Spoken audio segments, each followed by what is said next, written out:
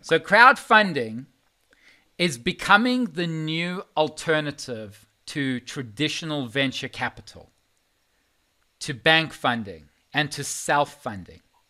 And the issues in the past have been where the banks have required an existing business with good revenue, a venture capitalist, they need proof that the business is a success, and the costs are exorbitant. It costs so much to even find a venture capitalist. They want so much of your money, and now you don't even have to worry about it. So soon, and by soon I mean in the next 2-3 years, and I'm telling you this, there's going to be an era where blockchain is going to take over all three forms of funding. So blockchain will facilitate crowdfunding when it comes to funding for projects, your businesses, your charities, and other causes that you wish to go with. So the beauty about blockchain crowdfunding is that first thing is there'll be enforced funding terms. There will be instant money returns if the criteria is not met. Okay, and I'll go into that a little bit later. There's going to be definitely lower transaction costs because it's between you and the cause and the people. There's going to be no middlemen. It's going to be completely decentralized. There's going to be automatic actions according to the criteria. So you don't have to worry about the processes. It's all within the algorithms, and you can trust computers more than humans, right? And then there's better funding for example, ICOs. What if you want to start your own cryptocurrency, or you want to start your own Dogecoin? And once the terms of funding is met and the transaction is a success, the money will be automatically distributed to the cause without any worry for human error. All right, so that's a lot that I've mentioned.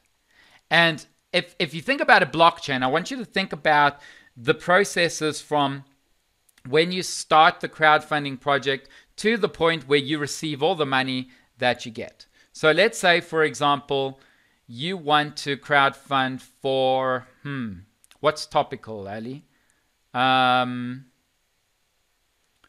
Euro? What do you mean by topical currency wise? What's topical that someone would want to crowdfund for? Artists, for example, now in the sense that they are not working due to quarantine. So a lot of them are doing things via the internet. I know a lot of DJs, for example, that are doing shows online and they have a sense of funding, which a lot of that cost goes to the platform that they are doing it through instead of to them directly. Okay. So, so I'm going to talk about something that was close to home, and that is there was a massive hurricane that affected a tiny little island in the coast of Greece, in the Ionian side. And what happens is with this crowdfunding is you can say that if we raise $50,000, by this certain time, so you're stipulating a time, and we need those $50,000 to repair the island, then that money is going to go directly to an institution to fix all of the restaurants, to fix the roads, to fix the housing, and all that stuff. I'm giving you an example. If the criteria is not met, where there is under $50,000 at a certain time, the money will be automatically distributed back to you, and it'll be considered a failed transaction. So that's an idea of a good cause for crowdfunding. But then there's other crowdfundings. For example, if you're a venture capitalist, or you want to go about the venture capitalist and say, you know what, I'm starting a business, I need $100,000, let's do some funding, and at the end, you will get a commission for every sale that I make off the blockchain. You know, so now all of a sudden you have a vested interest where you can actually make money from it. Okay, so now I've given you a lot of ideas for crowdfunding. Maybe you can give some other thoughts. And let's now go with Dylan. Well, it's funny actually. I thought about something called what they call micro lending, what I've heard in India, you know, because such a large percentage of their population is unbanked, the easiest thing for one person in that rural village to do is to open the computer and create an account and then get the money transferred. And also, I've heard about people in Kenya that want to help wildlife that have gotten funding online. So I think crowdfunding can help that way. And, the most important thing for you as a sponsor is you actually get to see that that money is helping farmers in India or it's helping people rescue wildlife in Africa. But I think the interesting thing with the COVID crisis is a lot of people in the world that are not in that Western world, they're not in a system where they have like a social security card or a passport. So this is, they're bringing people in with this vaccine passport. They're scanning their irises and they're bringing them into this modern system. And this gets rid of all the paperwork because I heard that when you want to apply for a loan in some countries, you're waiting for weeks. And now this will be like a credit check that only takes a few seconds. That's my thought. Absolutely. Thank you so much. Kristen, And it's hello. so amazing Yes, Ali. because it's so amazing because I think the transactions will actually go through directly, especially on an international level. Yes. Because now when you're sending money, sometimes the money doesn't go through straight away. It takes a few days to get cleared. So that's a very good idea. Initially, it needs to be done through cryptocurrencies. Because when you're doing it through Bitcoin or Ether Gas or Doge, whatever, let's just say Bitcoin because that's the most popular one. It doesn't go through a regulated system where you need to worry about different exchanges and different taxes and going through the government. So I think costs, yes. Yeah, bank costs, middlemen. So I think with the blockchain is we won't need to worry about those external factors. All right, let's be instant. Yes. Head over to Kristen. Good to see you again. How will blockchain rule the world when it comes to? Okay, I see Kristen wants to skip. Yeah. Crowdfunding. I'm gonna pass. Thank you. Pleasure. Hope you enjoy the event. Ultra Funky. Hello there. Hello, you got me. I came back to the sofa. Woo. Okay. Big round of applause. Just what I wanted. Thank you. What just jumped into my head when you were talking I was thinking like crowdfunding and how you pay things and money goes there and there. And I was thinking like, we have risk capitalists and they always want to have a business plan. And business plan is so many different tools to get the information and the statistics to prove that the business plan is viable.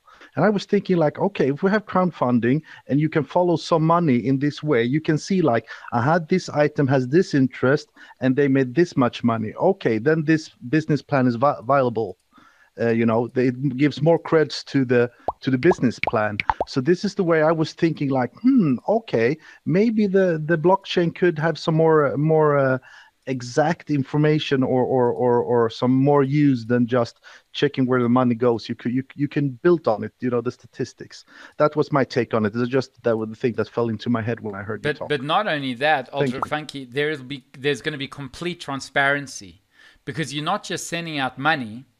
You are basically joining the business. You are becoming some type of partner.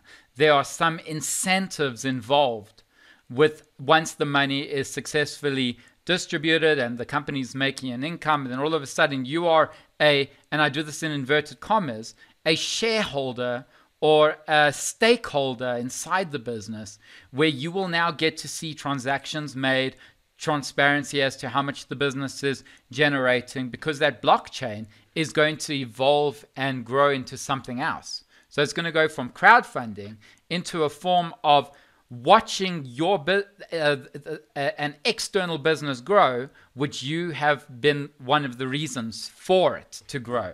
Make sense? Yeah, Yeah, yeah, 100%. But I'm thinking more, if you don't join the crowdfunding, what can you use it in a crowdfunding way? You can benchmark your company against this. You can see the interest from people. You have so many things because you follow the money. So that's the thing. You don't even have to invest anything. You can still get what you need out of it to see if your plan is viable. 100%. Thank you, Ultra So Funky. yeah, Awesome. thank you. All right, Louisa, feel free to speak or pass. I'm not sure if you've been to one of our events before, but a very good welcome to you. Yeah, I'm going to pass, but thank you. Hope you're enjoying the event. All right, CC.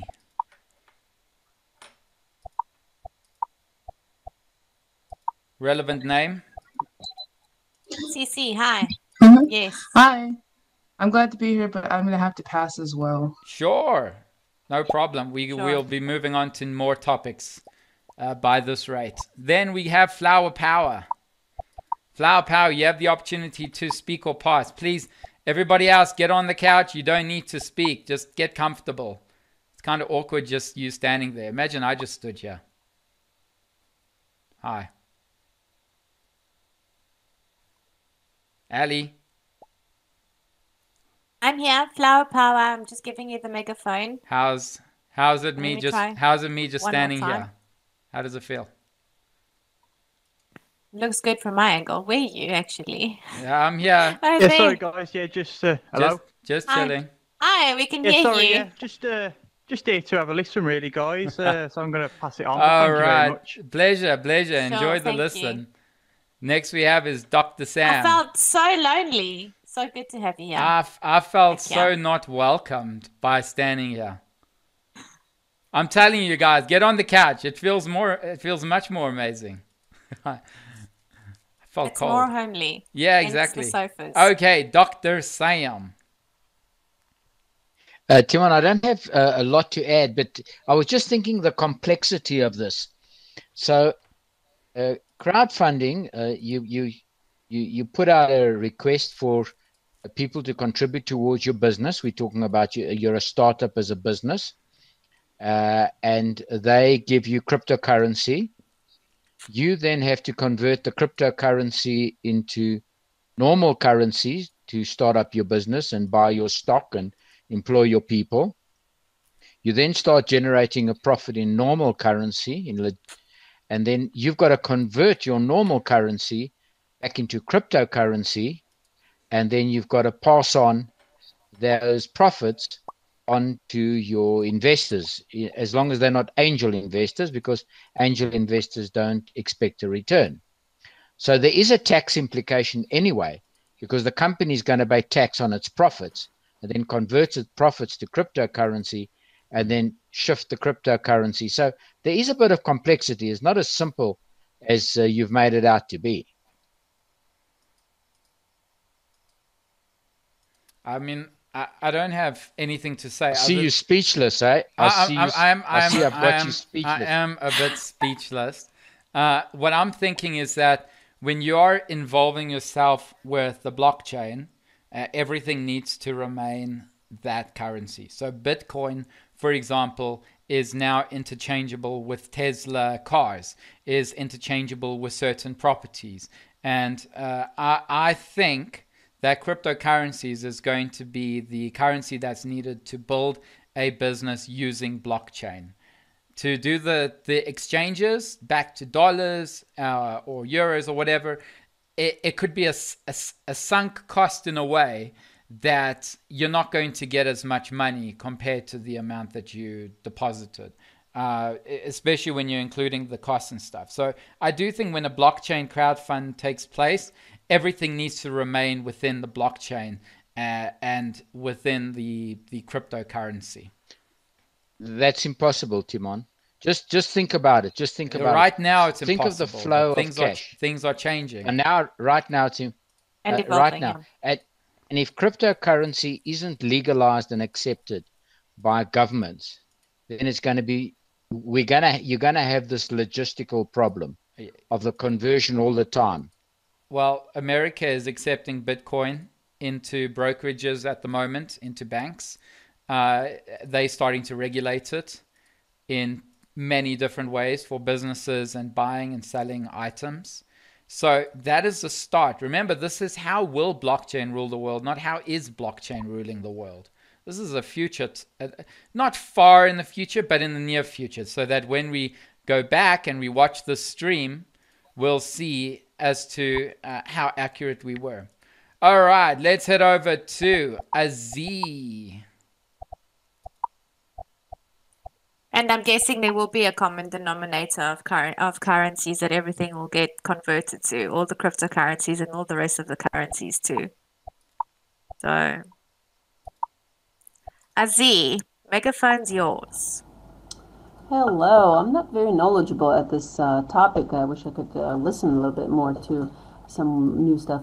But anyway, I was always thinking about this, that there are many platforms for crowdfunding and all those things, but the problem is like to get people to know about your project, I think in the first place, to kind of present it. So that's the issue that I was thinking about. Like, what is the information exchange system that is going to be the paired system with blockchain? That's what's curious, because the topic itself is good. Like, this is it sounds like a good idea to have transparency for very many things, but as usual I have these doubts, because every system that was implicated before, every idea gets corrupted by people unfortunately, because the numbers of people who have this tendency to to use things differently, it's I'm not sure if it's changing or not, but I hope it is changing. So I was curious, what do you think is going to be this information exchange platforms? Do you think that there are going to be social media that you use to spread the information, and then you gather money through Bitcoin or blockchain? What do you think? Well, I mean, you were at our event last week, weren't you, Aziz? Yeah, the social networks, but still, I was like, I didn't get a lot of those things, because I can't wrap my head around all these like details that go on. But I'm really curious about this topic, but I wish I knew a little bit more about it. I mean, the most important thing is, for example, iFund. It's all about the people. So the people are going to be revealing the information. They're going to be revealing the news. They're going to be telling us what is topical. So instead of, for example, CNN being topical within a certain subject, if something takes place like a crime or I don't know, if the president falls off his chairs, off stairs again, it's gonna be the people that are going to be sending out that information, and that's what we're going to be relying on, and it's going to be the people Oh, sorry, we lost you there, Aziz. Just raise your hand if anybody has anything else to say. Table's open, including you, Aziz. Raise your hand if you would like to share, or else we'll move to the next topic for today, because crowdfunding is a tough one, and there are a lot of processes to consider. Ali, your thoughts before we move to the next topic? Yeah, I just wanted to add that we're in the age of information anyway, and information spreads so quickly through so many platforms. So with something being interlinked and being so broad, I mean, information will get past even quicker. Sorry, my words aren't coming to me tonight. But let's get over to the next topic, I think. Let's see. Okay, let's see. What is it going to be? So yeah, this crowdfunding will definitely be through a DApp, a decentralized app on your phone. And you'll just simply convert your currencies to a Bitcoin or something, and then you'll click in fund this cause or fund this charity, or you'll search for it, because we don't have really a Facebook for crowdfunding. And, I think, can you imagine how many people would create their own funds and their own type of charities if they could? or to. There is a donations platform on Facebook, but it's a little bit complicated and It's not too much.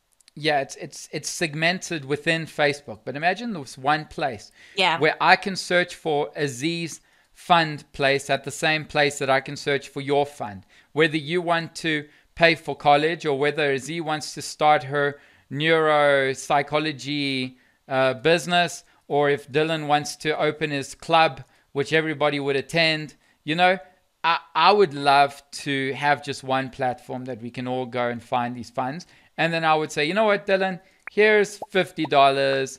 Aziz, here's $50. Dr. Sam, here's $20. Ali, here's $1. You know. Okay. Let's go. Let's move to the next topic. That was a tough one. I do agree, but we do have to cover 11 different industries. So Cover. Are you British? The next thing we're going to cover is Dr. Sam's favorite, healthcare. Oh my word. This is your favorite, Ali, Aziz's favorite. I don't know about Dylan. Okay, raise your hand if you have anything to say about healthcare and blockchain. And if you don't, then I will kick it off. That's what I'm going to do. Raise your hand. Ali, give me a countdown. 5. 4, 3, 2.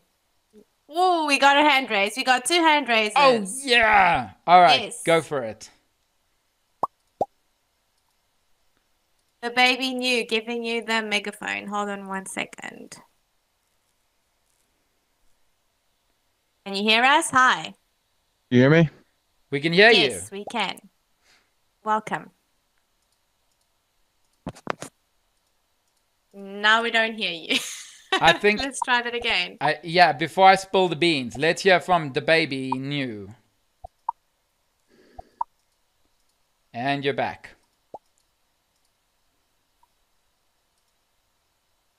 I don't know if you want to speak or if you don't want to speak. Here's a megaphone one more time. No. Okay. You can send me a message. It looks like you're flipping me off.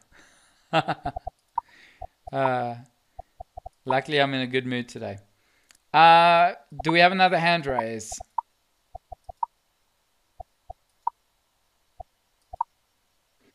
The baby? He raised his hand. Oh, am I back? You're back again. Yes. Are you trying not to speak? I don't think I raised my hand, but the baby. That's what I see. The baby? The baby NE. What is your name? The baby? What is it? Let's go. Okay, could you help us with how to pronounce that? How to pronounce it? Yeah. The baby? Or at least kindly tell us you're baby. a troll so we can kindly kick you the fuck out of here. You pronounce it da. Okay, do you have anything to say with D-A-W. regards to... This is a countdown to a kick. Yeah, this is a countdown to a kick. You don't want that. What are we talking about? Real quick, give me a thing. How will blockchain rule the world when it comes to healthcare? You nearly missed. Yes. Okay, so it goes like this. First, you have the Jews, and then they have space lasers, and then they're... Yep, well done. You know, you get intuition in old space. Right, I'm going to kick it off with healthcare before this event turns into something... Excuse the pun. Wait, tell me the pun. I'm not good at puns. I'm going to kick it off. Abby. Okay, never mind. Personal jokes. Yeah. Okay, all right. Let's carry on. Let's try to be professional around here. Okay, so how is healthcare going to affect blockchain? So, how are we doing here? Oh, we're doing well. All right, so blockchain technology... I've lost my train of thought. All right, let's start with this. Blockchain technology will one day be able to keep personal medical file information private and safer than any central authority. So you'll be able to finally access your own medical information with a click of a button and distribute it to those who you trust. You know, whether it's close family members or doctors that you would like to move your medical records to. And with blockchain, healthcare will benefit in ways where you'll be able to access, like I mentioned, your medical information, which can't be tampered, it cannot be hacked, and it cannot be removed. You'll be able to access pharmaceutical companies which have a record of past, present, and future prescription medicines to collect and deliver to. You'll have a list of personal health records of your diagnosis, your illnesses, and private health information. And also it will revolutionize insurance claims. You're going to be able to reduce, with insurance, it's going to be able to reduce fraud because they will have the information. They will be able to adjust the quotes for the members according to their current health situation. And I think this is revolutionary because it's not going to be standard as to how much your insurance will cost on a monthly basis. For example, your insurance companies will be able to see, do you smoke? Do you have any heart problems? Do you have diabetes? And obviously, the more information that you divulge to your insurance companies and you show that you're the healthiest guy in the world, the lower your insurance will be. You see? So those are my thoughts on how healthcare will rule the world when it comes to blockchain. So now let's head over to Dylan.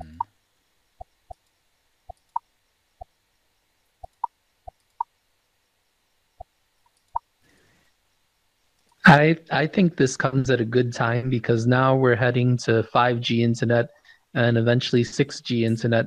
And what you're seeing now is that there's a lot of health information. We have smartwatches, smartphones that track our pulse, our heart rate, how we sleep.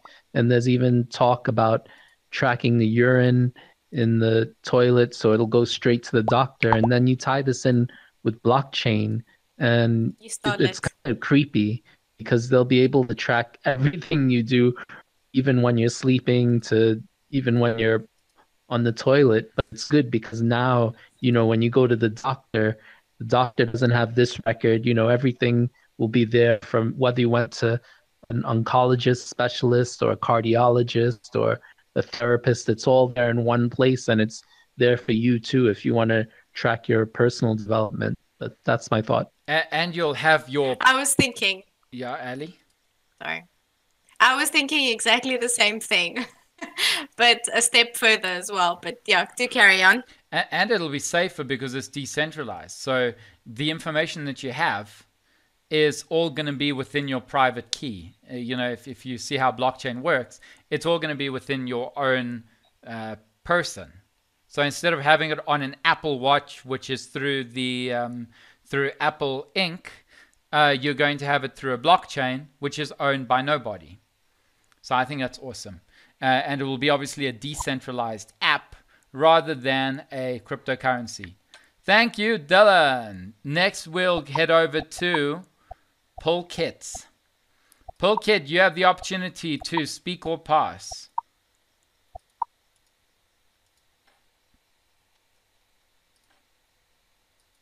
Pulkit does not want to speak. Okay, if you do want to speak, raise your hand. Next, we'll head over to Ultra Funky.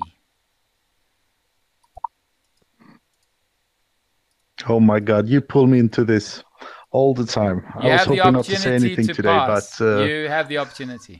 No, absolutely not. I was thinking this way. If we could have a blockchain and we could put medicine in a box, and then we could close this box, and when it was closed, we put the blockchain that as long as this box is not open, we can for sure say what's in the box. You with me? And then you can send it all over the world, and you can be sure that when they open the box, they know for sure if it hasn't been opened somewhere else, that it is the thing that should be in the box. And I was thinking like this: we have so many copies with medicines, people that don't get their medicine and they don't know what they put inside of their body. So I was thinking maybe if we could do some way of there, it could be really good for the healthcare if you somehow could move the blockchain out and it was trusted, and that I think we would save a lot of people in the world of with that thing if we could, and everybody could check this box. It's not open. I can go and see. Yeah, okay, it's trusted by this manufacturer. Okay, good. We can use it. That's my thought about the healthcare and blockchain. Thank you. So you would like to yeah.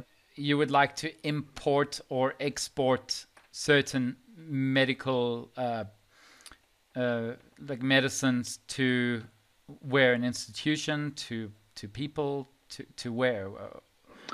Just trying to understand. Maybe this. we say like, yeah, okay. Maybe we say like this. I know they make copies of Viagra in China. They make copies of all the medicines, and they sell a lot of it in Africa. So people stand by the street with plastic bag, and if somebody needs to have anything, they ask for a particular medicine because the doctor said what they needed. So people put their hand and look in the plastic bag if they have it. And normally everything, all that medicine are copies. And I've even heard stories where copied medicine has went all the way to French pharmacies. So French people have bought copied products. So I was thinking if we somehow could convert the blockchains to trust the delivery, we are more sure that we can reach more people with the correct product, and we will also save the companies manufacturing this, that they don't have problem with people misusing the product. That's my thought about that. That could make it better. I think that's through using blockchain, for example, blockchain drop shipping. A proper organization through drop shipping, where you don't need to go through the middleman. You know exactly where it's being couriered. You know the shipping process. You know the companies you're dealing with. I think that's the only way now that I could understand it possibly working. But then you can drop ship anything really. But when it comes to copies, they're so good at looking at the molecular structure of the medicine, and it's easy to create a generic nowadays. Okay, let's head over to Labib. Labib, you have the opportunity to speak or pass. Your choice.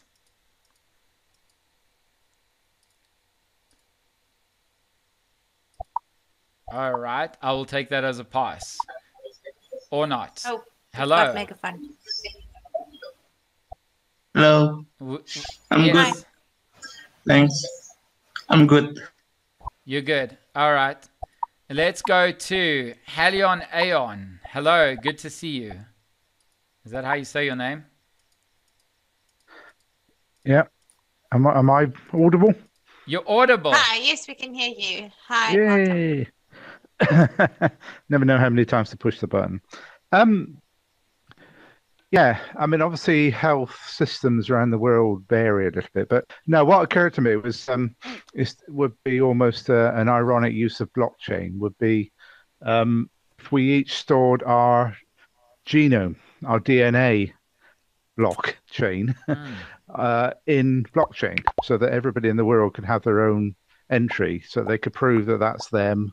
Nobody could change it. Nobody could. And they could control who has access to it and things like that, because ultimately as we learn more and more about the actual genome, and quite a big chunk of data, fills many volumes, but if everybody could have that in blockchain, that would be quite a powerful thing. And also because DNA is a chain, that's what was getting at me there. The other thoughts were that, you've got lots of, I mean, I can imagine that it could be very interesting. It could be very valuable. You're going to have lots of people would be very wary of it, I think, because anything to do with healthcare records or your own personal data, as you say, towards with respect to things like insurance companies. I mean, they're a big ethical issues about whether insurance companies should know anything about you, or whether they should know everything about you. And as you say, that affects your charges and that for insurance. And some people say, well, you shouldn't know much about people because it's a way of sharing risks, having life insurance. But then other people will say, well, why shouldn't they know what your risks are so that they can just charge you the fair price and not be spreading the risk over lots of people? So all I'm saying is, when it comes to healthcare, there's an awful lot of ethical issues, and I can imagine it being a big fight trying to get anything actually implemented in terms of it. But it's very interesting. I mean, almost anything in blockchain is interesting. So this is just another of them. Well, I know that it's going to be more of like a game with insurance companies and with the applicants. Is that the insurance company is going to say, listen, your cholesterol's high, you're a bit overweight, this is going to be your bill. And then you say, you know what, I'll get back to you in 2-3 months' time. And then now they have the motivation to go to gym, lower their cholesterol, change their diet, become healthier. And then they come back and they say, all right, look, my BMI is now a lot lower. This is what I weigh. This is my age according to my weight. And it could actually be some form of motivator for people to finally lose weight. Yeah, it could be motivational, couldn't it? Yeah, absolutely. Yeah, from that point of view, it could be quite good. And then maybe your health insurance cover should be for things that you can't really control. I mean, about, like whether you're going to get too near a radiation source or something and get cancer or something. Maybe that's a valid thing to be covered by insurance, which is a sharing of risks. Yeah. But if it isn't a risk because you've got control over it, then maybe it shouldn't be shared, and that you you get correspondingly more or less expensive the thing with the blockchain, what you need to remember is that it's yours. It is your information. And you have the right to distribute it to whoever you want to distribute it to. It's not going to automatically go to insurance companies, because you will be able to send your medical records anywhere in the world. It doesn't have to be in wherever you're from, in the UK. It could be somewhere in Mauritius. Issue that obviously one of the feed-ins to your healthcare record is doctors. Yes. And sometimes doctors like the patient or the person whose healthcare records it is to not know some things, because sometimes they have to be frank about, we think this guy's got a mental problem or something like that. And it's questionable about whether or not they want the person to know about it. So it may be that there are parts of healthcare records that you should have complete control over, and perhaps a lot of people probably think, well, they should have control over all their healthcare records. Absolutely. But some doctors might then not say something that perhaps they ought to be saying medically, because they know that the person will have access to it. Yeah. I don't know. There's all sorts of. All I'm saying is there's a whole morass of ethical knots. I think it was Alexa.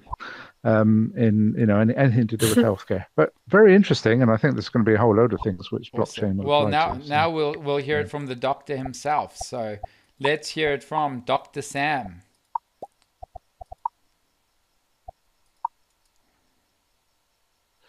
Timon, yes, I think probably the most important part is the electronic medical records, and there's a number of reasons for that.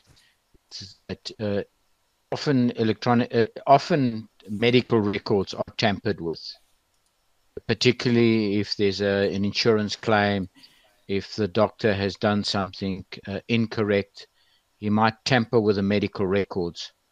So once you put it into a blockchain and it is a digital ledger with multiple copies distributed, it would be virtually impossible to tamper with it. So that would be the first thing. The second thing is if you combine artificial intelligence with blockchain and medical records, that probably also would change the dynamics of the monitoring of healthcare. I just wanted to come back to what Halian Anian said, which was quite interesting about storing the DNA in blockchain. I mean, that is a very good idea, because your DNA is your fingerprint, is your blueprint, and there's nobody else in the world that has the same DNA as you unless you've got an identical twin. So that's an interesting concept. The idea of health insurances not having access to your information, I think, is fallacious, because nowadays most insurance companies have some type of program where they do monitor your health. For example, Vitality, which is a worldwide program which monitors how many times you go to the gym, monitors how many times you go for a medical checkup, monitors your blood results. So insurance companies actively start encouraging you to be healthy, and it's in your own interest because it encourages longevity. It means you'll live longer, and also they don't have to pay out big sums of money prematurely. So hiding things from insurance companies probably has a negative effect on you. Yeah, that was just my thoughts. Thanks. All right, perfect. Thank you. And just on what Halion said earlier, I don't want to be a spoiler, but tomorrow we are going to talk a little bit about at the moral dilemma. I don't know if I should say it. Drum roll. I don't know if something tells me I should not say it. Okay. Okay. Go with your gut. Okay, genome sequencing. I said it. I can't unsay it. Okay. I can't unsay it. That's the beauty about things you say. All right. Well, that's good. So yeah, so make sure you join the moral dilemma tomorrow.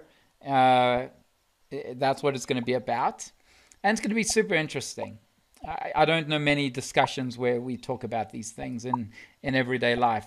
All right, let's head over to Aziz. Healthcare. Okay, so it's nighttime here, and I would go totally crazy and join these discussions with my own perspective, because I'm not very knowledgeable of this technology. Maybe my dreams and ideas could go off the roof a little bit. Because I like this idea of using your DNA, and actually we have so much to learn more about our DNA and the sequencing and this CRISPR technology. And I think blockchains could be one of those keys that could be a good platform for all these new ideas. Because I think what limits us from just joining with this technology, blockchain, it's like if I'm not mistaken, as I see it, is like a universal system that could be international. So that way we could maybe, even to a certain point, we could even connect ourselves to this through AI or maybe some other technologies, like using the Neuralink or those things. So basically we could become one system, united, maybe through blockchain, if it's safe, if it's really unhackable, that could be a trusted platform for many ideas, like using your storing information, or maybe exchanging information, or monitoring processes all over the world, as it has been mentioned. You could find out what's going on universally, because it's very hard. All the information, we kind of have the internet, but at the same time the information islands are separated. Like what's going on in a different country from different perspectives is different. So I wish we could have a system where people could share information and vote for stuff, and have more statistical data, because we're heading there. We have so much data that is being stored, and we have these AI technologies that they kind of feed on them to learn more about our world, and kind of have these tools to work with this data and derive some ways for forecasting or expecting some stuff in the future. So yeah, a bit of the wishful thinking. That's it. Very interesting. So you're for it, Aziz? Well, I'm kind of hopeful, but at the same time I always have these two sides. that I always measure. Maybe it's my critical thinking or whatever. I always want to hope for the best, and I love these technologies that could be combined is something amazing. Like I would create a suit that would like have these vibration points at your body according to acupuncture or like medical stuff. I would attach EEG to my brain and like jump into VR and have those amazing experiences, and use blockchain to connect with people and feel their emotions and feel their chemical, whatever. But at the same time, you think people go crazy. Whatever a great thing you give to people, there will always be a certain fraction of people who are going to ruin stuff just because they are not healthy enough, that they're not aware enough, that they will definitely try to ruin some stuff. So for me, always for all the discussions, the main question is, what is the face of humankind? Are we ready for these technologies? Are we going to use them properly? That's my kind of dilemma. I like how you say humankind and not mankind. That is really also a very good point. But you know what? There's always going to be people that are going to take the negative side or the evil side, if there is such a thing as evil. And you just got to balance and weigh up the pros and cons and say, is it going to do more good than bad? And that is your answer, whether you should do it, or go with it or agree with it. Because you can always choose to be a pessimist, an optimist, a realist, or just like nothing. You just don't have a say on it. So I think you have to be a realist and see, will it benefit you? Then go for it. Ali, your thoughts. How will blockchain rule the world? With healthcare? Basically, I just want to extend on what Dylan said. Well, we have health trackers and a whole bunch of applications and tracking devices, which I'm sure those are going to evolve as well. Not only tracking our heart rate or the things that they are tracking, they can probably track more things in the future. And if that got integrated into blockchain, with artificial intelligence, for example, having an Alexa or whatever Google Assistant, and you have a problem with your lungs, for example, somebody has a problem with their lungs and they smoke, and then Alexa pops up and says, hey, you're having a smoke. You have problems. You shouldn't be smoking. Put that down now. And it will get put on your record as well. So when you go to the doctor and you tell your doctor, I haven't had a smoke in a month, your doctor can track back to your file and say, oh, I see you've had so many smokes this month, you still haven't cut it. How do you expect to get better? I'm just using it as an example. So it's a good idea, but it's also quite it's quite freaky in the sense that everything will be so controlled. And when your phones start picking up smell, I don't know, maybe a Z knows this better, but some form of smell recognition through molecules. I know they're working on it at the moment with VR. It's going to be able to smell your breath. It's going to be able to pick up information on how healthy you are. If you have bad breath, or if you're a smoker, or if you aren't eating well. And that will be a completely different change to technology. And I mean, it just opens my mind up to the possibilities of more topics for, my brain. All right. So, okay, we do have one hand raise. Ultra Funky. Yeah, I was thinking like this. If we see the blockchain from the perspective that it's make information more safe, maybe because you see it as more safe, you are being given the possibility to handle more information. And then leaning on the thing that Halian said and Sam is like, then maybe we will carry more information about ourselves, but we don't know how valuable it is. And I don't say valuable in the way that it's valuable for somebody else. It's valuable for us. So maybe we are going to be too easy share the information because we think it's secure, we have more of it, and then it's going to be misused. And I was thinking like this: if you're born a girl in India, the girl doesn't have as much value as the man.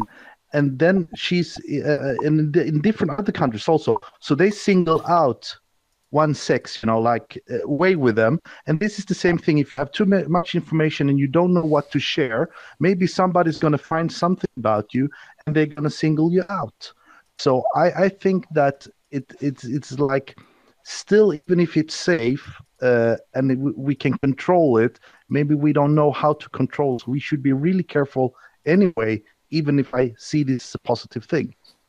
Okay, now you with me how I'm thinking here? I've really got to ask the question now to Dr. Sam, because it seems like your medical records is so... There's, like you said, it could be dangerous to be leaked. My question is why?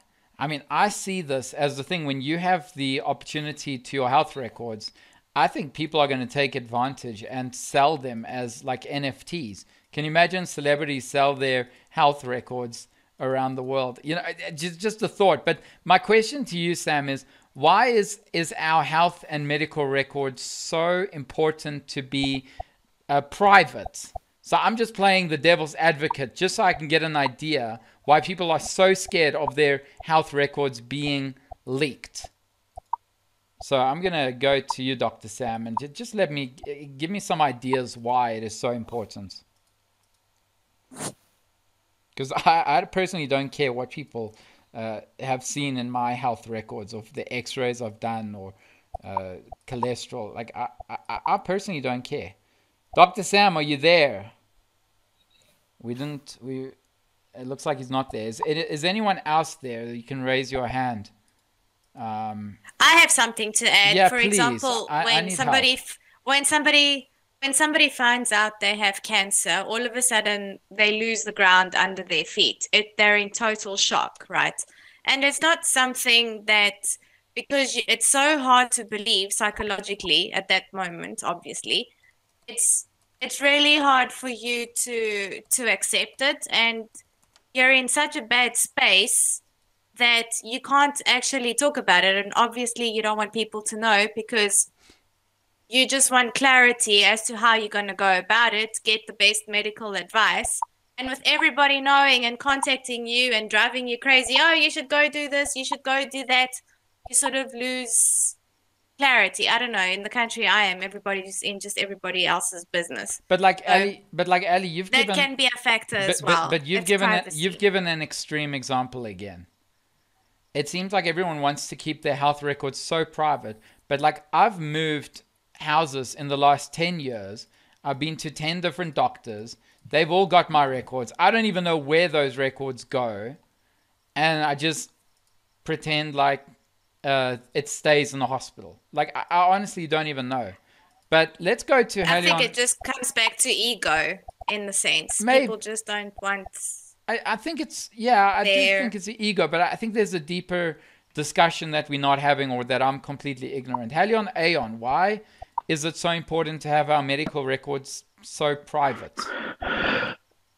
Well, I mean, I was really backing up what Ali was just saying. That, I mean, if I can imagine, an analogy is if I update my CV very often, and there's a job site thing where you can update your CV. You've added some skills, and the moment I press the button, update CV, I start getting phone calls from agents saying, "Oh, you've just updated." And I can imagine if you say you've just been to the doctor, they've just done a test, they've discovered that you've got, cancer or some particular condition, you'll have, and if it's available to other people, you're going to have AIs around the world scanning for this. As soon as they see, oh, that person needs this medication, you're going to be inundated with spam, basically saying, oh, you've got that condition, why don't you have that? And it's probably going to drive you mad. So that'll be an extra record on your blockchain. Let's not go and then too all the far. people who've got mental things all the AIs will say, oh, that person's been driven mad because he's getting spam. Quote, there's got a solution for it, some calming thing or something. And it would just go more and more and more, and then you'll explode. There you go, fission. Yeah. Exactly, and not going too far. I think you have to have some privacy. People will just wouldn't use it. Cancer I can understand, because it jeopardizes your job positions, it jeopardizes where you are. I mean, but like if you're you could be instantly sacked. If you're a healthy bloke, I don't think. Okay, anyway, let's go to Kristen before I think. Who's healthy? Kristen. Hello. Hi.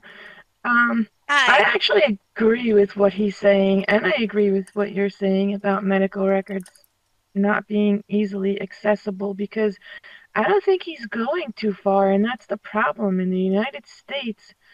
Once an agency gets their hands on those records, nothing is safe, and a big argument for universal health care was that you can't be penalized for any medical history, including psychiatric or drug use. So if you have that somewhere and somebody utilizes that as like a, marketing tool, that's so invasive. And then on the other hand is if you're a healthy individual, then big deal.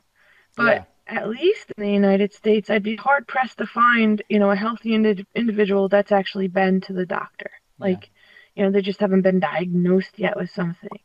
And then you run that risk of like, it's just such an invasion. And do I care if people know my medical history? No. But why do they need to have that information? Why is it their business, and what will they do with that? Like, that's really the bigger problem, is not that you have this information about me, is but how are you going to utilize that and penalize me almost, or my family or my life? And I'll tell you, I'll take even just a small example. I have a secondary insurance that, it's like an accident policy, and I'm not even going to name it, but say I break my leg, I would, get a check to cover my loss of wages. And that's just like a whatever kind of policy. I tried to put my child on that policy, but because I had utilized that policy in the past, I couldn't. He was not allowed to be put on his own policy. So already he's penalized because I utilized that policy. So you could see exactly what he's saying. It's like this really bad, snowball effect that maybe it's not like that in other countries, but in the United States it certainly is, and that's the shame of it all, as it shouldn't be.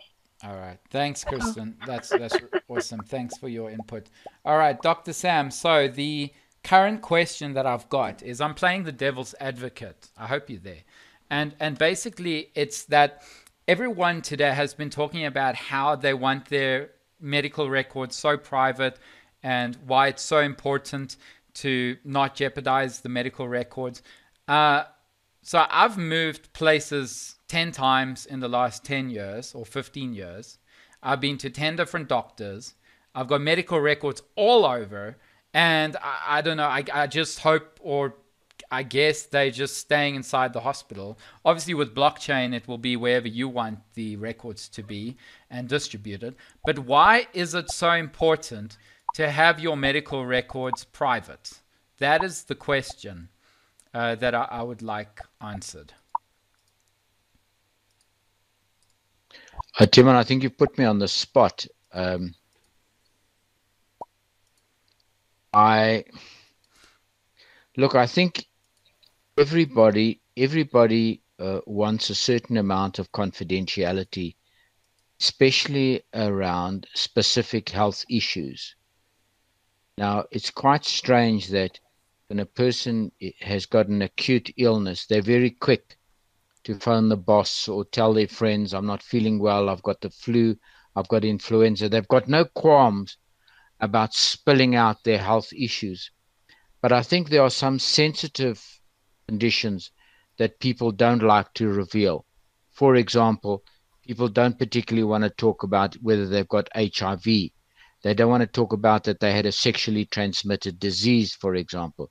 They don't want to talk about their husbands had battered them and they had a number of bruises. So there is certain amount of sensitive information that people don't like. The other thing, and I think it was mentioned, is that there's this big fear that your medical record falls into the hands of insurance companies and then they penalize you. But bearing in mind that before you get an insurance policy, particularly a big insurance policy, you do go for a full medical examination and blood tests. So they would pick it up. And if you wrote false information on your application form, your insurance would be null and void when you try to claim it.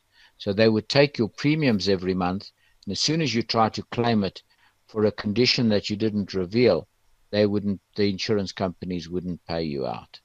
So that's my thinking about the confidentiality.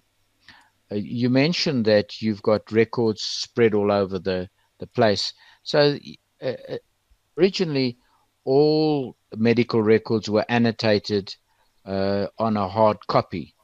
As we've progressed now and we've started using computers and that, a lot of the medical records are digitally kept, and they are kept in a database, and there are certain security issues around that database, and only certain people can access it. And you as the patient gives permission to who can access that. So for example, when you go to a new doctor, you don't have to carry a paper file with you anymore. All you do is you tell your doctor where your file is digitally housed. You give your doctor a password, and your doctor can access the historical information. And that historical information is important, particularly if you've got some chronic conditions. So if you've had blood pressure all your life, your doctor would like to know how well you're controlled. If you've had diabetes all your life, how well that is controlled, and so on.